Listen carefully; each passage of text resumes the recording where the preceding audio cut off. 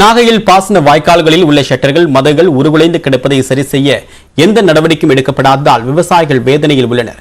குறுவை சாகுபடிக்கு முன்கூட்டியே தண்ணீர் திறக்கப்பட்டால் பாசன நீர் கடலில் வீணாக கலப்பதை தடுக்க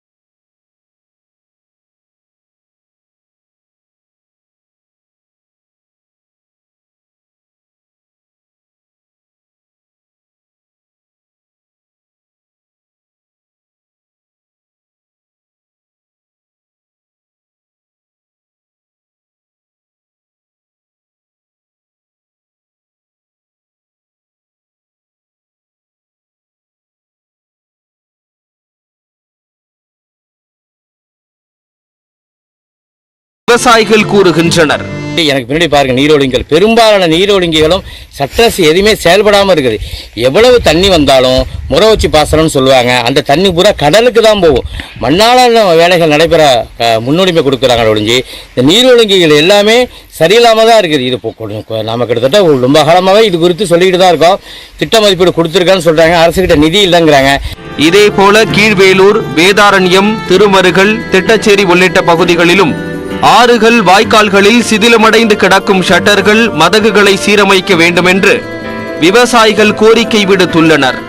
அதுவும் தற்போது கோடை காலத்திலேயே சீரமைப்பு பணிகளை தொடங்கி முடிக்க வேண்டும் என்றும் வலியுறுத்தியுள்ளனர். மாவட்ட நிர்வாகம் தலையிட்டு பொதுப்பணித்துறை, நீர்ப்பாசன பிரிவு அதிகாரிகளுக்கு உரிய உத்தரவுகளை வழங்க வேண்டும் என்று எதிர்பார்க்கின்றனர்.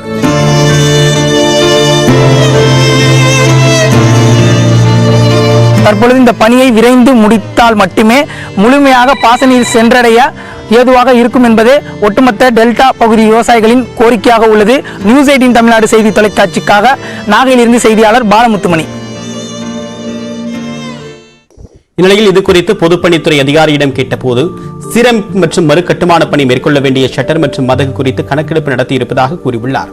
அதன்படி நாகை மாவட்டம் முழுவதுமாக 33 பணிகளுக்காக சுமார் 16 கோடி ரூபாய் மதிப்பீட்டில் பணி மேற்கொள்வதற்கான திட்ட மதிப்பீடு அரசுக்கு அனுப்பி வைக்கப்பட்டிருப்பதாகவும் அதற்கான நிதி ஆதாரங்கள் கிடைக்கப்பெற்றவுடன் பணிகள் தொடங்கப்படும் என்றும் தெரிவித்துள்ளார்.